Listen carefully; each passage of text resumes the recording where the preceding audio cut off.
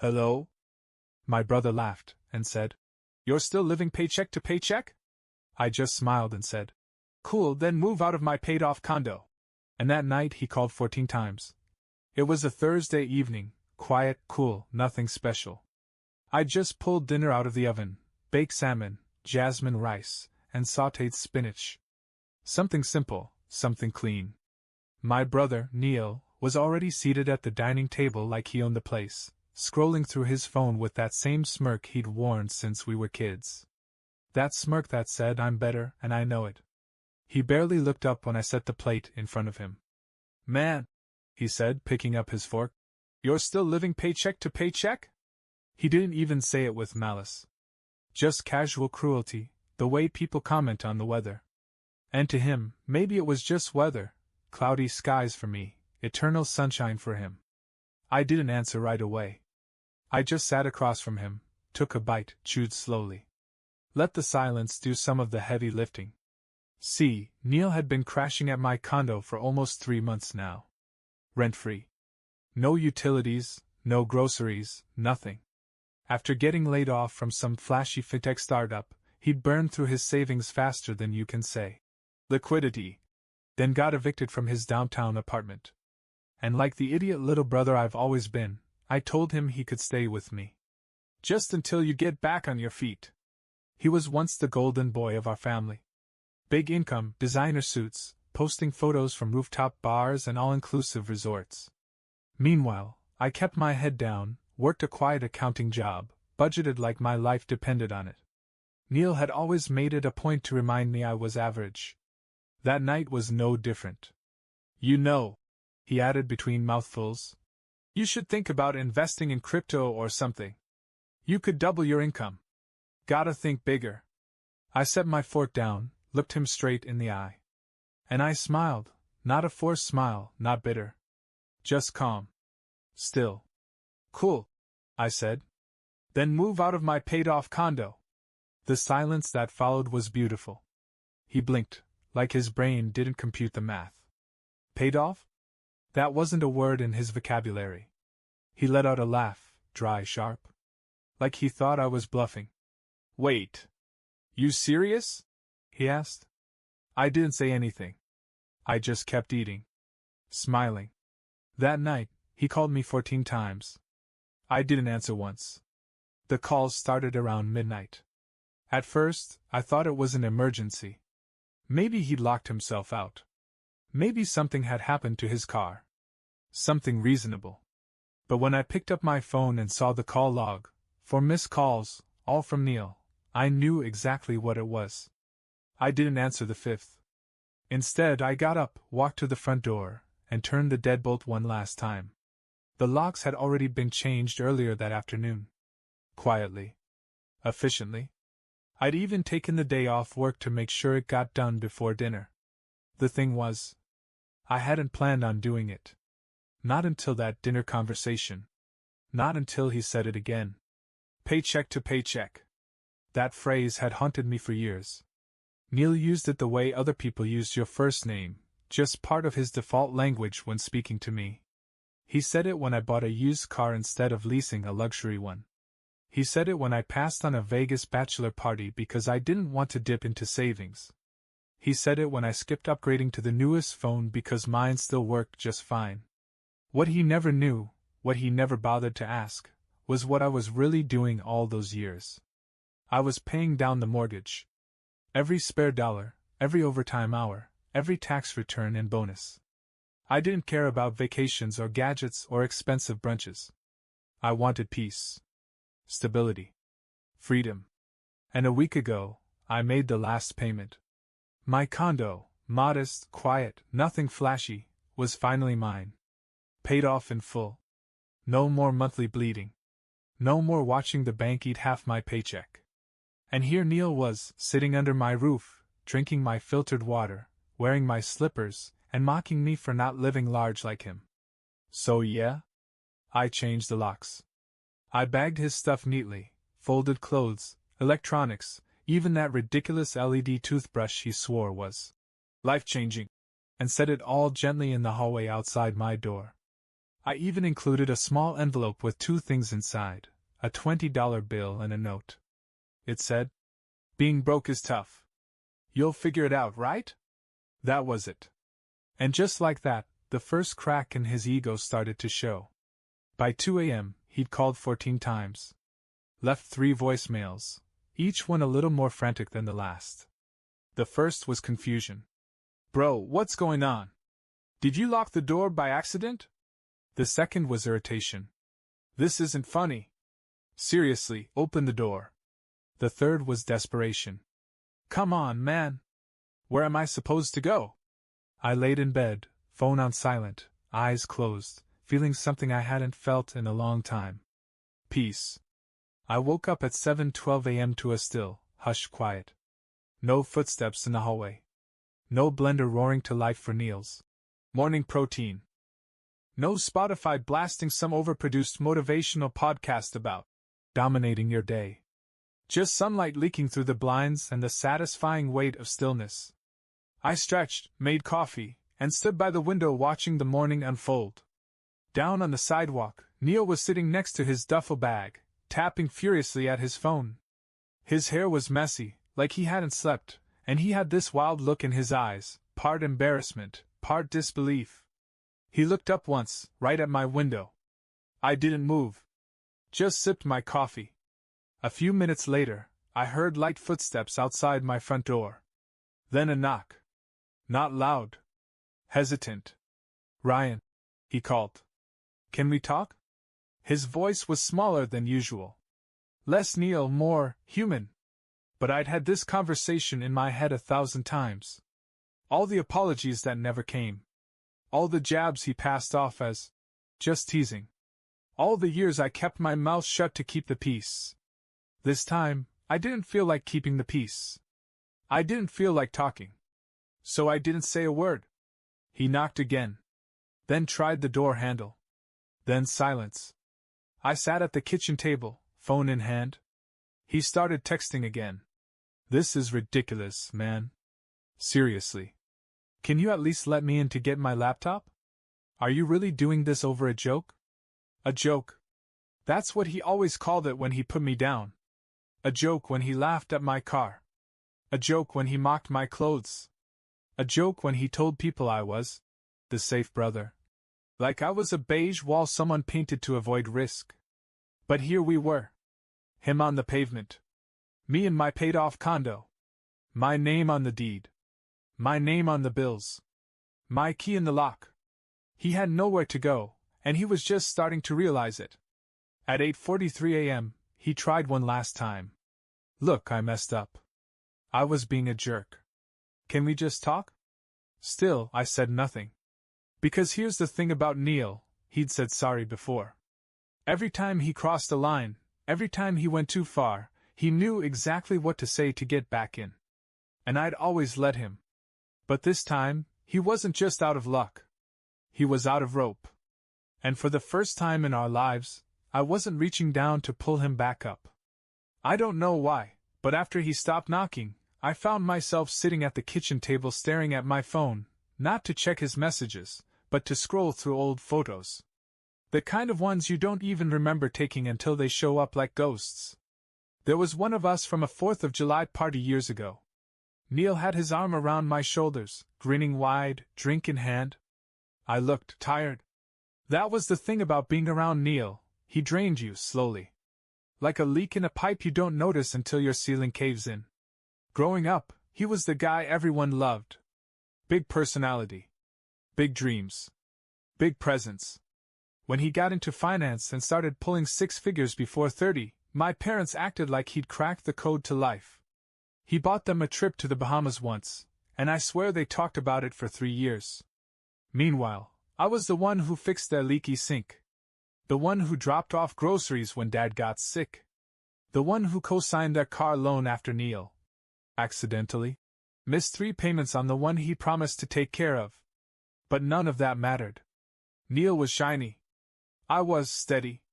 And in this family, shiny always won.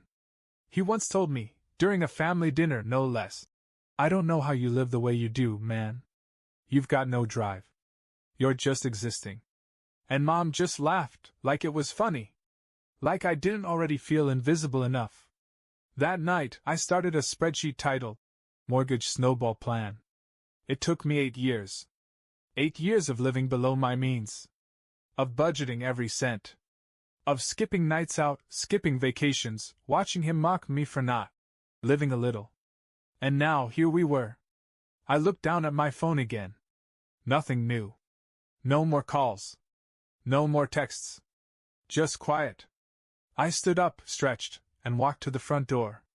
Through the peephole, I saw that he was gone. His bags, too. I didn't feel triumphant. I didn't feel sad. I just felt clean. Like a room that had finally been aired out after years of stale air. 3 days passed. No calls. No texts. No updates. The silence was eerie, but not uncomfortable. It was the kind of silence that hums in the background when you finally shut off a machine that's been rattling for years. A silence that feels earned. I went back to work on Monday like nothing had happened. Punched in, finished my reports, joked with Marcus from IT about the vending machine eating his dollar again. Normal stuff. But by Wednesday, I started hearing from the echo chamber. It started with a text from our cousin, Jamie. Hey, I heard about what happened with Neil. Everything okay? Then came Lisa, a mutual friend who hadn't messaged me in months. Wow. So you really kicked him out? That's kind of harsh, isn't it? And that's when I knew Neil was doing what Neil always did. Telling half a story. Painting himself as the tragic figure. The brother who was just joking around and got thrown to the curb. I didn't reply to any of them. I didn't need to. I already knew how this part of the cycle went. Neil wasn't used to consequences. He was used to the reset button, used to people patching things up, smoothing things over. If not family, then friends. If not friends, then sympathy. He collected it like coins. But this time, there was no reset button. That Friday, I got an email from my building's front office. Hello, Ryan. Just a heads up, your brother stopped by and asked if you could let him in. We explained we couldn't do that without your permission. Thought you should know. That was the moment it hit me. He still thought this was temporary. Still thought he could wear me down. Still didn't understand that this wasn't a timeout. It was an ending. The door wasn't closed for now. It was locked for good. Saturday morning came quiet and gray, one of those days where the sky forgets how to be anything but dull. I made pancakes. Real ones. Not the protein powder ones Neil used to stink up the kitchen with. Halfway through flipping the second batch, my phone lit up. Unknown number. I didn't answer. Then another. Still, I let it ring. Then a third call, this time with a voicemail. I stared at it for a second before pressing play. Hey, it's Neil. I guess you blocked my number. I get it. Look, man, I know I said some stuff, but I've had a rough couple weeks. I'm trying here. Could we just talk? Not even about me moving back in. Just talk. There it was again. That voice he used when he was cornered. Soft, measured. Like he was holding out an olive branch, but behind his back, I knew there was a rock. I didn't reply. Just set the phone down and poured syrup on the pancakes. Later that afternoon, I went for a walk. Cleared my head. Took a longer route through the park, headphones in, playlist on shuffle. It wasn't until I got back to the building that I noticed the front desk girl looking flustered. He's upstairs, she said before I even reached the counter. I tried to stop him. He followed someone through the side door. Said he was your brother, and just needed to grab something from inside. I stood there for a moment, heart calm. Not angry. Not even surprised. I walked up the stairs slowly. No need to rush. My door was closed. But the moment I turned the corner, I saw him, sitting on the floor outside my unit like a kid waiting outside the principal's office. Neil. No bags.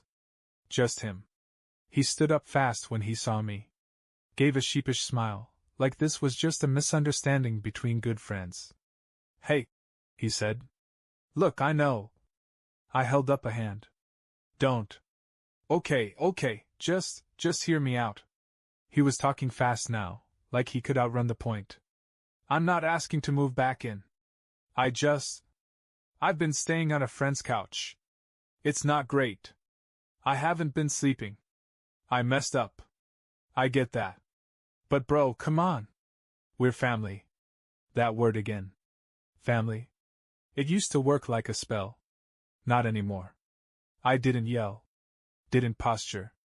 I just unlocked my door, stepped inside, and before closing it I said, "You're right. We were family. But family doesn't kick you while you're climbing. And they don't laugh when you're finally standing." He opened his mouth. Closed it.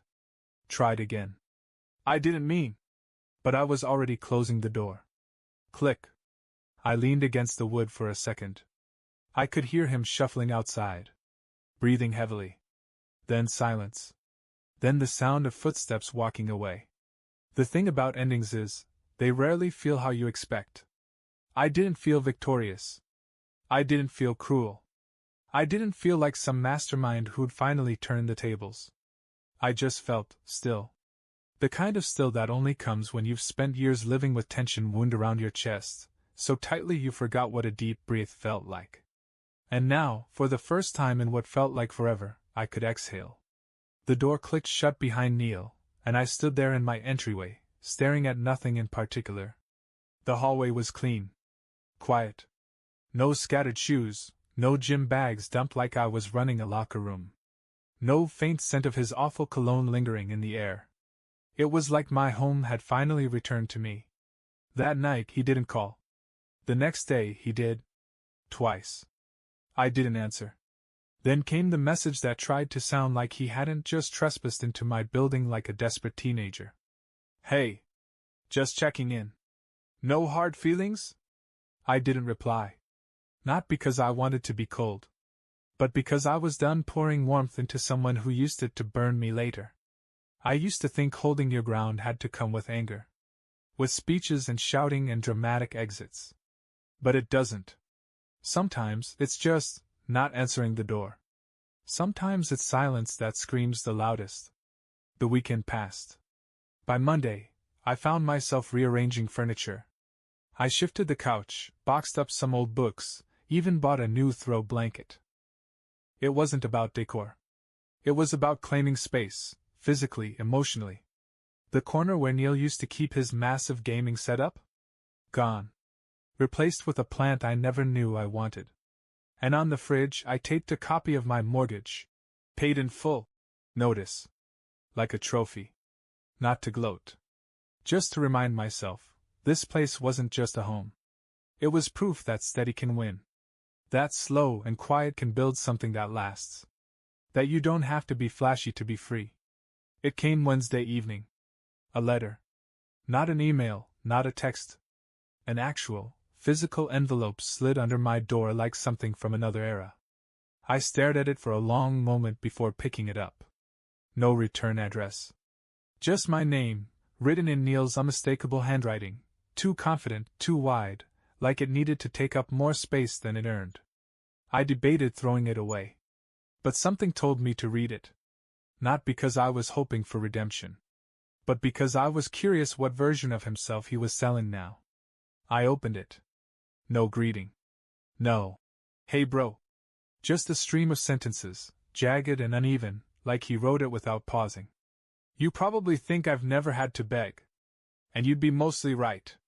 I've always landed on my feet because someone was always there with a net. Usually you. And I told myself it was no big deal, you're the responsible one, you like that stuff. But I never once said thank you. Not really. I joked because it was easier than admitting you were doing better than me. Not flashier. Better. You didn't need an audience. I did. I don't know if you'll ever forgive me, but I had to at least try to say this before we're just strangers with shared DNA. That was it. No grand apology. No promise to change. Just a few sentences that, for the first time, didn't sound like they were written by someone trying to win. And yet, it didn't change anything. Because recognition isn't repair. He still walked over years of jabs, mockery, and condescension like they were minor stumbles. Still didn't ask how I was doing. Still didn't ask if I needed anything. Still didn't ask why I finally closed the door. He wanted peace, but only after being forced to face consequences. I folded the letter and tucked it in a drawer, not out of sentiment, but as a reminder. A keepsake from the day I finally stopped letting history rewrite itself. That night, I slept better than I had in years. The weeks that followed felt like someone turned down the volume on my entire life. No phone calls. No surprise visits. No sarcastic one-liners tossed across the kitchen like little grenades. Neil was finally gone, not just physically, but emotionally. No longer in my space.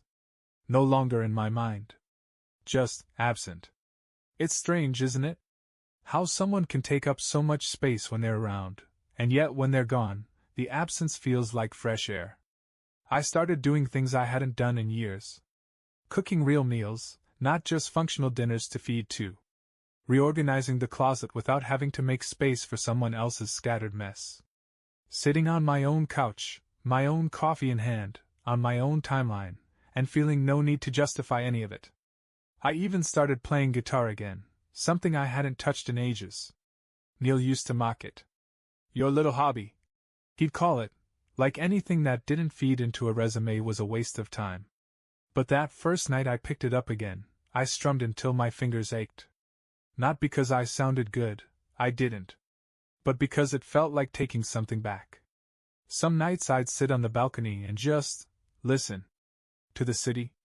To the wind in the trees. To the silence that used to be filled with someone else's noise. I didn't realize how much energy I'd spent bracing for Neil's next jab, next insult, next needy favor disguised as a joke. Living with him was like walking through a room full of glass with bare feet.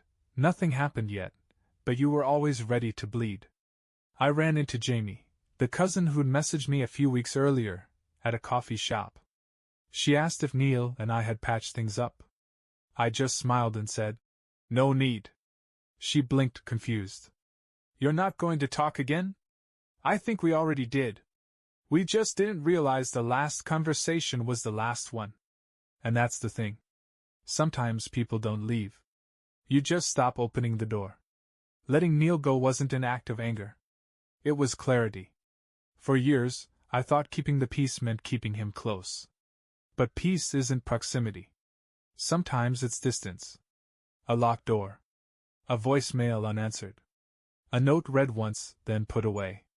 I wasn't punishing him. I was protecting myself. And for the first time, I didn't feel guilty for that.